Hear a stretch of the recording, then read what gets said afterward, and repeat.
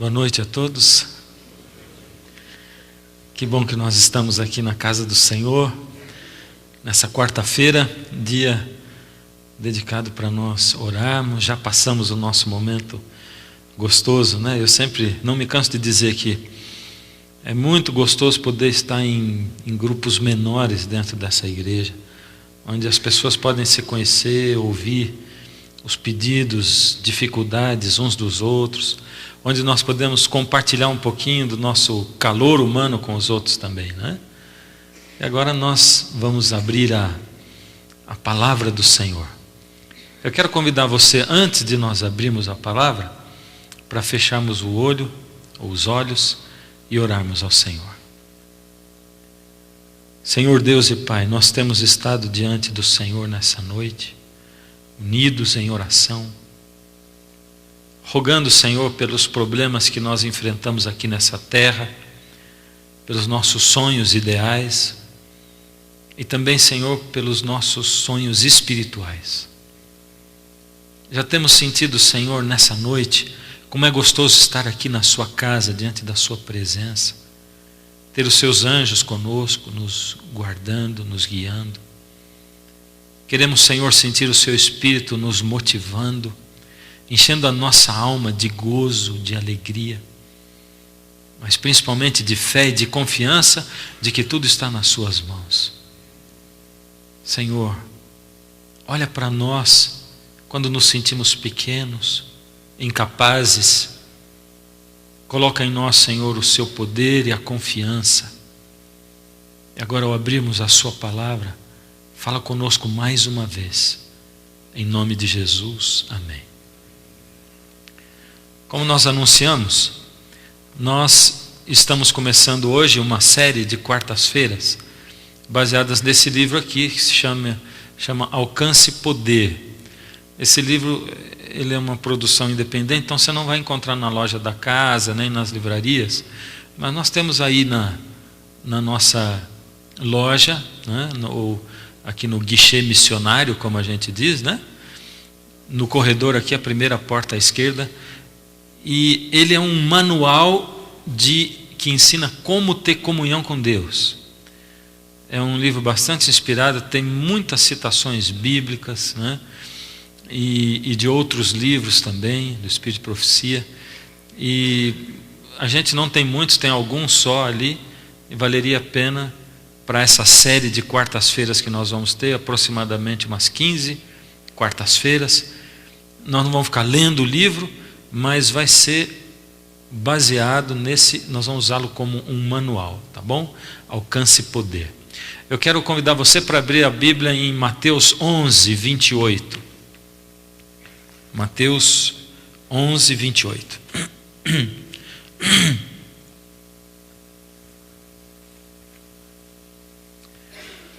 Na minha Bíblia, eu não sei na sua Bíblia como é que está, mas tem um subtítulo antes de começar o texto bíblico.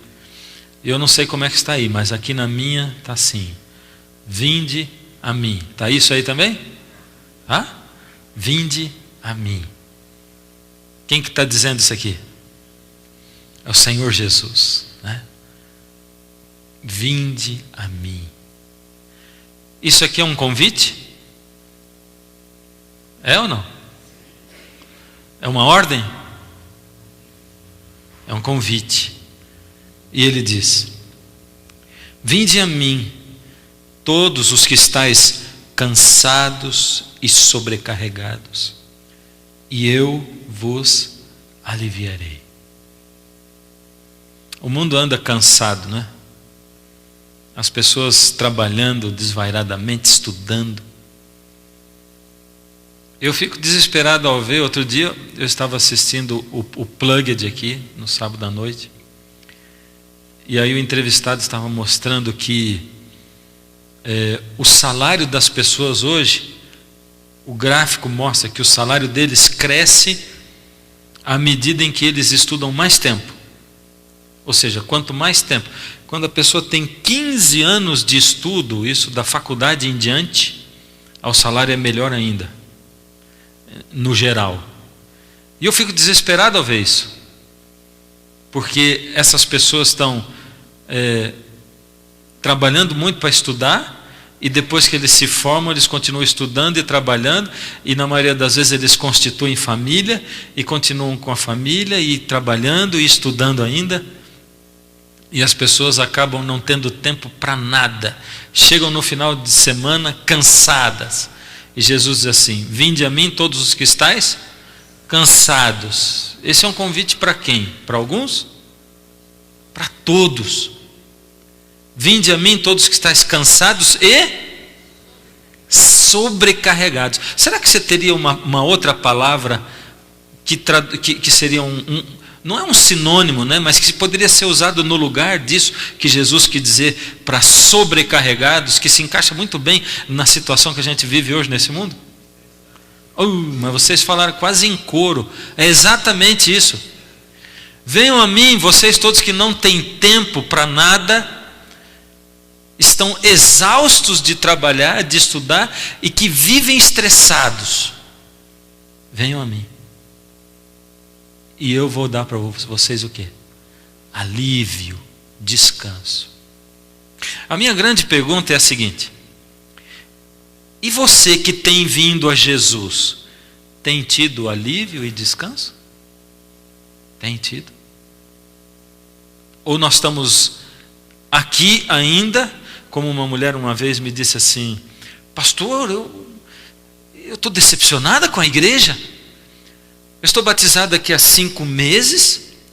Eu esperava que eu fosse entrar num grupo de pessoas que estivesse pelo menos num nível espiritual melhor que o meu, porque eu estou chegando agora. Mas eu vejo que uma grande parte das pessoas estão muito mais lá embaixo espiritualmente. Eu estou frustrada com isso. Será que nós estamos tentando vender alguma coisa que nós não temos para vender, para entregar? A gente vende, mas não tem para entregar.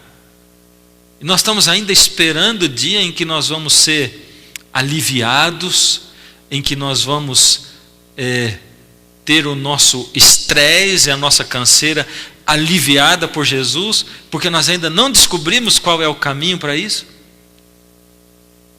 E eu fico pensando, eu prego o evangelho para quê? Para que pregar o evangelho? Me ajudem. Para que eu prego o evangelho? Levar salvação para outras pessoas. E tem gente que se salva nesse mundo sem ter conhecido o evangelho? Tem ou não tem? Tem. Então, para que eu prego o evangelho? Se tem gente que se salva. Todos são salvos pela graça de Jesus, nisso não há dúvida. Todos. Porque se não for a graça do Senhor Jesus, ninguém se salva. Agora, o nível de conhecimento que as pessoas ao redor do mundo têm dessa graça do Senhor Jesus varia de 0,000 alguma coisa até total, não é? E nós temos o pleno conhecimento desse evangelho. Mas outros conhecem o evangelho de maneira diferente, a lei de Deus de uma maneira diferente, o caráter de Deus, a justiça de Deus de uma maneira diferente, e Deus vai julgá-los de acordo com aquilo que eles conhecem. Mas eles estão sendo salvos sem conhecer a Bíblia, ou sem que eu pregue a Bíblia para eles. Isso é verdade ou é mentira? Então eu prego o evangelho para quê?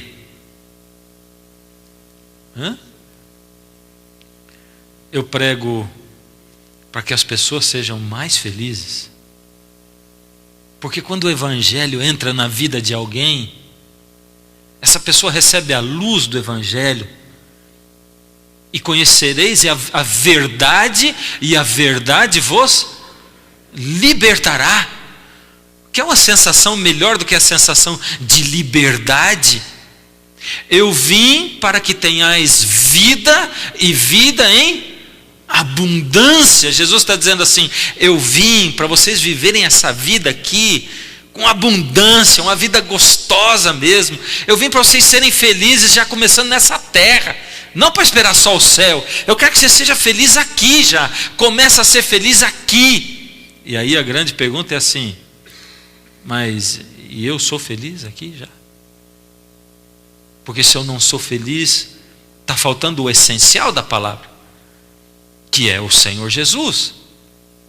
Está faltando a coisa principal dentro do meu coração, que é a compreensão do evangelho e viver o evangelho, para eu ser aliviado, para eu ter paz, para eu ter uma vida abundante, não é? E Deus está querendo dizer assim: por misericórdia, a vida cristã tem que ser uma vida abundante, alegre, feliz. Essa é uma das grandes lutas minhas, né? Muitas e muitas vezes a gente confunde o evangelho, confunde reverência com cara feia, né? E tem pessoas que acham que sorrir dentro da igreja é pecado, né? E que a gente precisa ser sério, compenetrado, porque senão nós somos irreverentes. E eu amo, eu almejo ter na igreja um monte de pessoas que sorriam o tempo todo e que abracem umas às outras, que sejam gente alegre, não é? E que a gente olhando assim, as pessoas estão assistindo o culto assim. Que coisa legal seria isso. Já pensou? Imagina você entrando num lugar onde as pessoas estão assim o tempo todo, sorrindo para você. Você fala: todo mundo que aqui trabalha como aeromoça de avião, né? Porque na entrada eles estão todos assim, né? Depois, quando você já está lá dentro, aí a coisa muda um pouco. E às vezes na igreja é a mesma coisa. Na entrada a gente fica sorrindo, lá na porta, bem-vindo, e depois quando entra todo mundo assim, né? Mas o evangelho está dentro do meu coração e da minha alma. Será que realmente isso acontece dentro de mim? Será que o evangelho faz parte da minha vida mesmo? João, capítulo 14. Nós vamos ler do verso 11 ao 15. E aqui diz o seguinte: traz a sua Bíblia nas quartas à noite, tá? Para a gente poder estudar a Bíblia. Esse livro é um guia de estudo da Bíblia. E o que eu estou passando aqui é aquilo que eu compreendi de lá. Por isso, se você for ler o livro, você vai ter outras ideias diferentes das minhas ainda, tá? Agora veja, verso 11 em diante. Crede-me que estou no Pai e o Pai em mim. Crede ao menos por causa das mesmas obras. Quem está dizendo isso? Vamos lá, igreja, vamos conversar. Quem está falando? Para quem? Ali, naquele momento, ele está falando para os discípulos. É o Senhor Jesus falando para os discípulos. Não vamos esquecer que esse aqui foi o último discurso de Jesus. Ele tinha acabado de tomar a ceia com os discípulos. Judas saiu para traí-lo. Jesus foi dizer as últimas palavras. E ele está naquele momento preparando os discípulos. Ele tinha andado com os discípulos 3 anos e meio, pregando, fazendo milagres. E mesmo depois de 3 anos e meio vivendo na presença de Jesus, Jesus tem que fazer um apelo para eles, dizendo: por favor, acreditem em mim, que eu estou no Pai e que o Pai está em mim. Mas eles já não acreditavam naquilo? Eles diziam que acreditavam, eles andavam com Jesus, seguiam Jesus, mas Jesus teve que fazer o apelo. Por favor, acreditem de fato, vivam como quem acredita, pelo menos pelas mesmas obras. Agora aqui eu tenho uma pergunta capciosa para fazer para vocês. De que obras ele está falando aqui? Acreditem que o Pai está em mim e que eu estou no Pai, pelo menos pelas mesmas obras. De que obras ele estava falando? Dos milagres? Sim ou não? Você está em dúvida. Ele está falando dos milagres que ele fazia? Sim ou não? Você está em dúvida. Ou ele estava falando da vida dele, do testemunho dele? Dos milagres? Dos testemunhos? Ele estava falando dos dois. Dos dois. Das duas coisas. Ele estava falando dos milagres que ele fazia, que eram sinais de que ele era o Deus feito homem. E ele estava falando do testemunho de vida, da maneira como ele vivia. Quer ver? Isso aqui vai começar a ficar mais claro. Olha como ele diz no verso 12: em verdade vos digo, que aquele que crê em mim fará também as obras que eu faço, e outras maiores fará, porque eu vou para junto do Pai. Opa, agora ele falou a palavra obras de novo. Ele está falando do quê? Quem crê em mim vai fazer os mesmos milagres que eu faço? Sim ou não? Sim. Porque se ele estava falando dos dois, mas ele está falando que quem crê em mim também vai fazer o quê? vai viver como eu vivo, vai ser como eu sou. É uma promessa que ele faz. Ele diz assim: quem crê em mim vai fazer os mesmos milagres, porque vai viver como eu vivo, vai ser como eu sou. Agora ele faz uma declaração tremenda, presta atenção: e tudo quanto pedirdes em meu nome, isso farei, a fim de que o Pai seja glorificado no Filho. Ele disse que quanto que ele vai fazer do que for pedido no nome dele? Quanto mesmo? Tudo. Tudo quanto pedirdes em meu nome, isso farei. Uau! E aí? É só falar em nome de Jesus, amém. E Jesus está fazendo. É isso ou não é? Não? Não? Em nome de Jesus, amém. Tudo quanto pedirdes em meu nome. Olha o que ele diz depois. Verso 14, ele reafirma isso: se me pedirdes alguma coisa em meu nome, eu o farei. Parece que é a mesma coisa, não é? Antes ele disse tudo, e se pedir alguma coisa em meu nome, eu vou fazer. Ele quis reafirmar isso duas vezes, para a gente ter certeza daquilo que ele estava dizendo. Tudo que você pedir no meu nome, eu vou fazer. Só que nessa segunda vez, ele colocou uma palavrinha pequenininha que complica todas as coisas. O que é? Se. S-E. Isso é uma condicional, tem uma condição aí. Ele diz assim: se me pedirdes alguma coisa em meu nome, isso farei. E a gente sabe que nome na Bíblia tem a ver com o que a pessoa é, com o caráter dela, né? Se vocês pedirem no meu nome. E tem mais uma condicional no verso seguinte, olha o que ele diz: se, ele continua dizendo, se me amais, guardareis os meus mandamentos. Espera um pouquinho. Quanto mais eu estudo a Bíblia, eu leio a Bíblia, mais apaixonado eu fico por ela.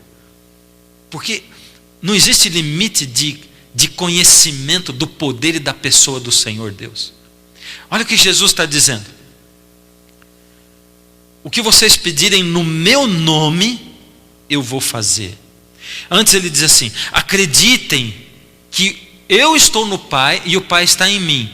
Para vocês não terem dúvida, olhem na minha vida, olha o que eu sou, olha o testemunho que eu dou, porque o que eu faço é a expressão do caráter de Deus. Na minha vida se manifesta o caráter de Deus, se manifesta a lei de Deus na minha vida. Então olhem para isso e saibam que eu fui enviado por Deus. E tem mais: isso que eu sou, vocês também podem ser. Vocês podem ser.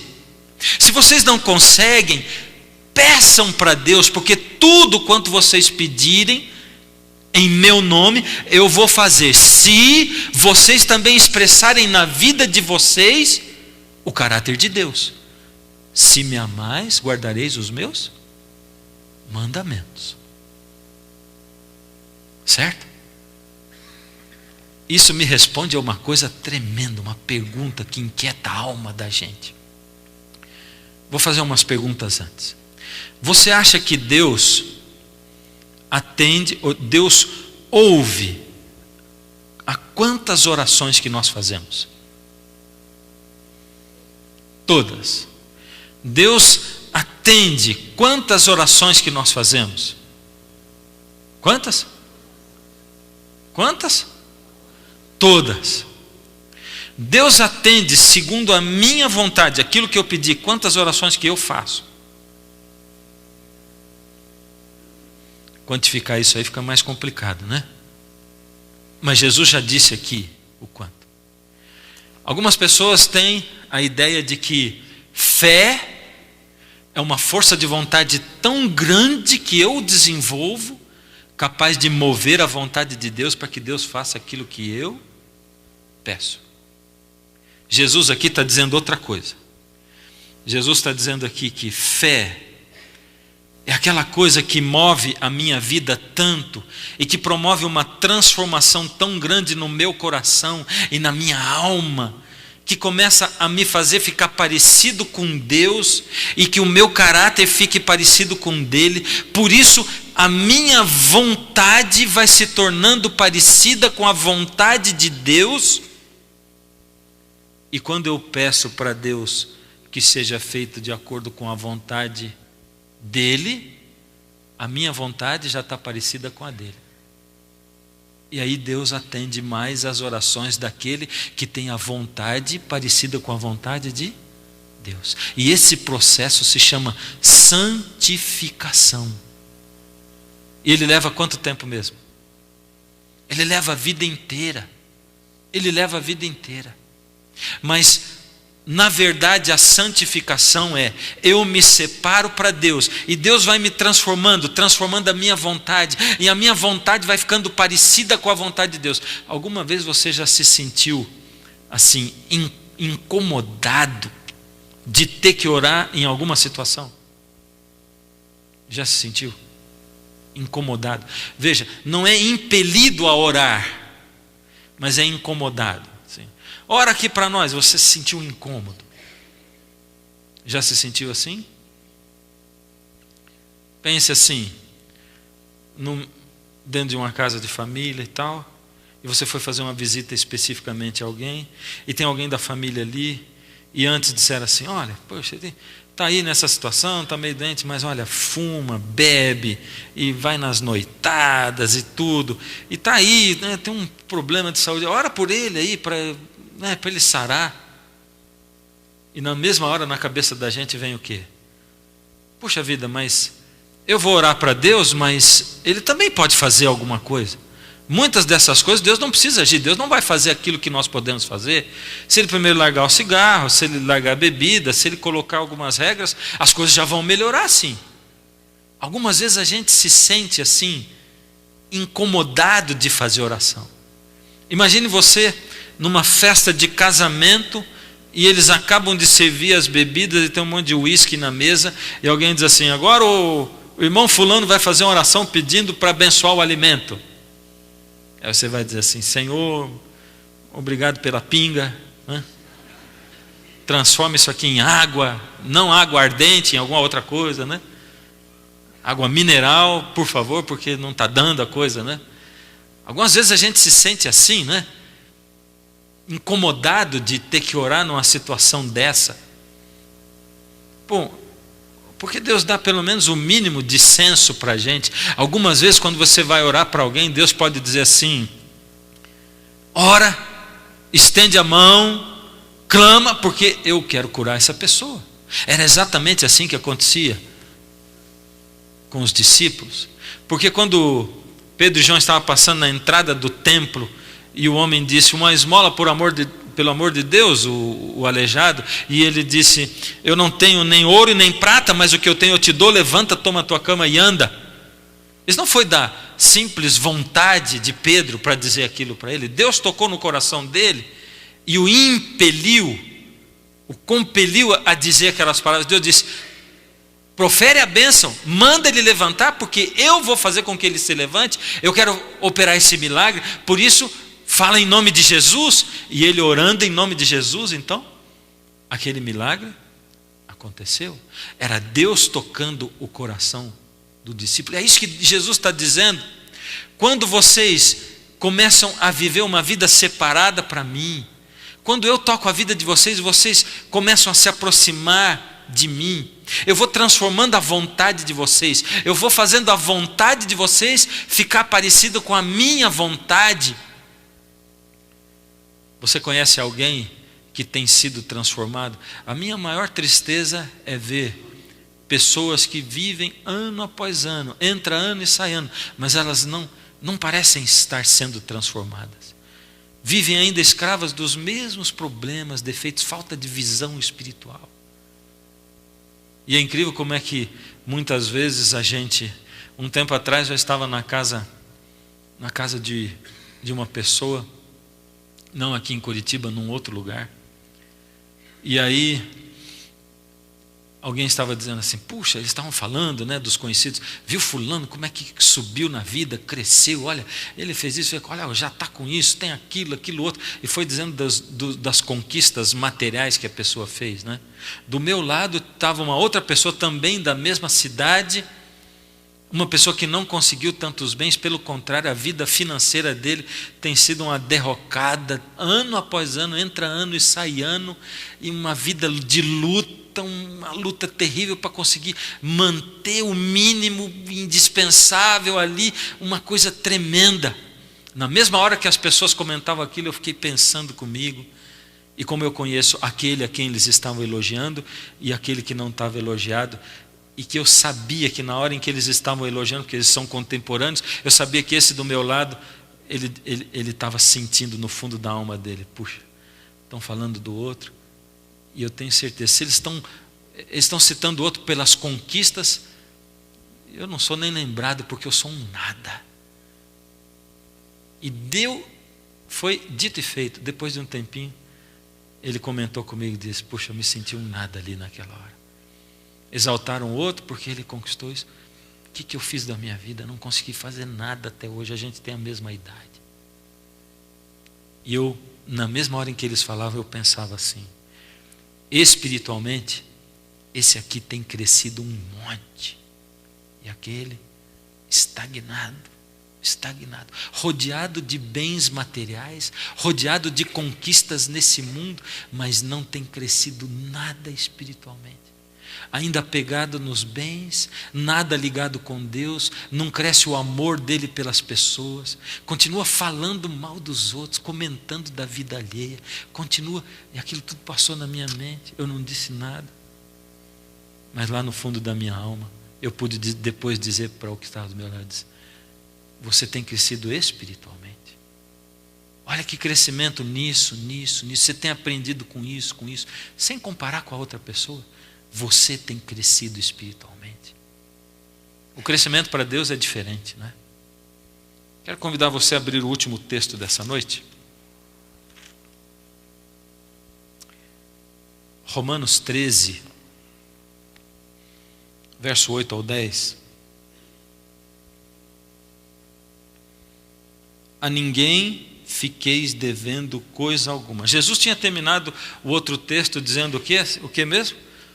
Era uma condicional, né? Se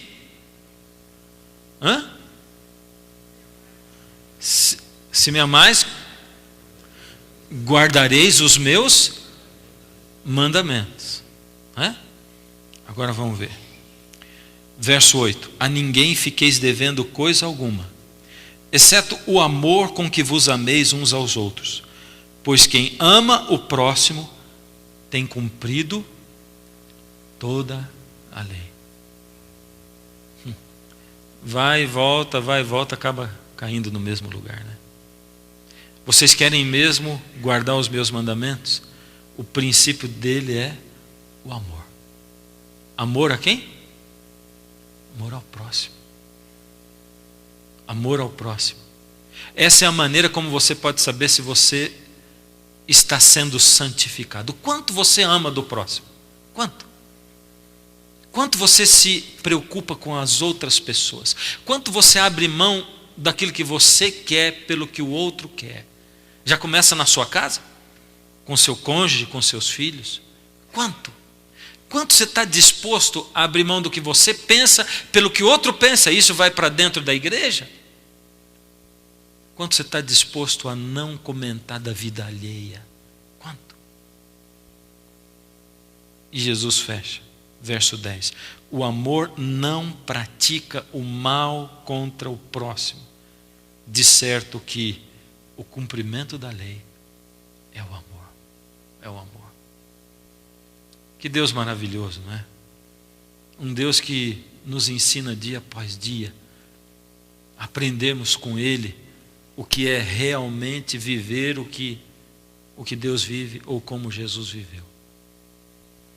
O Senhor Deus coloca na nossa frente o princípio básico, o princípio essencial, o alicerce de tudo, o amor desinteressado, o amor verdadeiro, o amor que se preocupa com o outro, O amor que faz com que eu consiga abrir mão de quem eu sou para ser o que o outro é.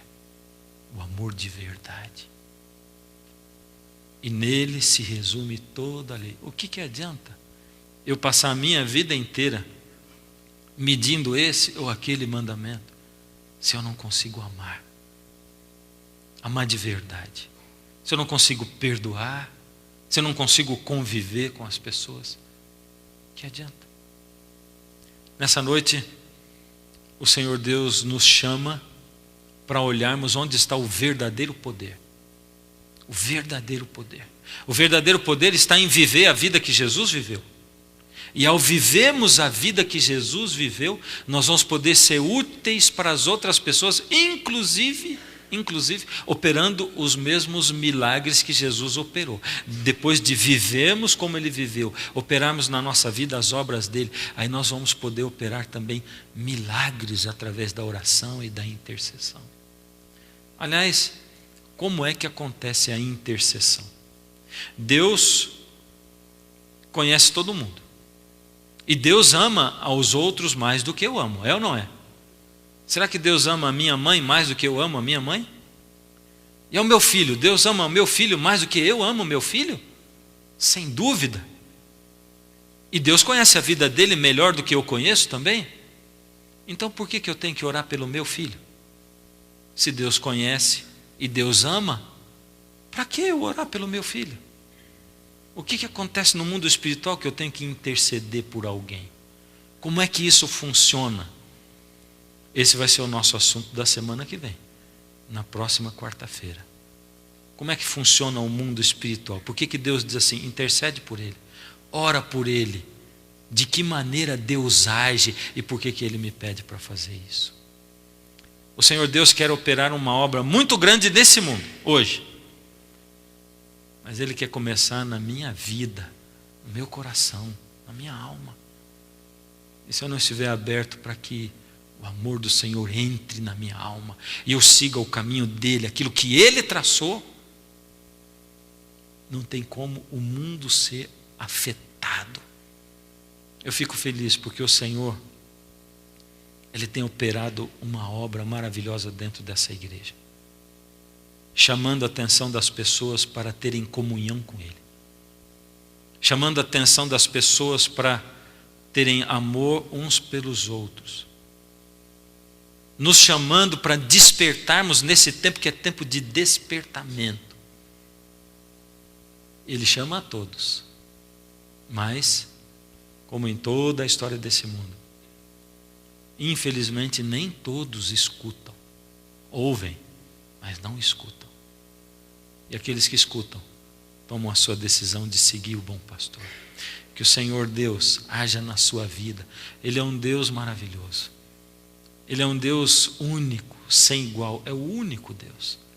Ele é tão maravilhoso que quanto mais nós vamos conhecendo, mais nós ficamos apaixonados por Ele. E Ele quer dar para você o poder de viver o Evangelho. Você deseja esse poder na sua vida? Você deseja ser apacentado por Ele como pastor? Você deseja ser acalmado por Ele? Aliviado por Ele? Ser feliz mesmo para poder compartilhar com as pessoas? É só se achegar a Ele. Lembra como é que Ele começou nessa noite? Vinde a mim, vinde a mim. Você só não vai se sentir aliviado quando você não for a Ele. Cada vez que você for a Ele, e quanto mais for a Ele, mais aliviado você vai sentir. E mais você vai descobrir que não adianta se preocupar com as coisas da sua vida, porque é Ele quem resolve mesmo. Não adianta ficar ansioso, nem depressivo e nem estressado, porque Ele é quem vai resolver.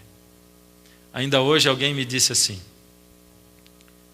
nós temos os nossos problemas sempre, na maioria das vezes, no passado e no presente, né?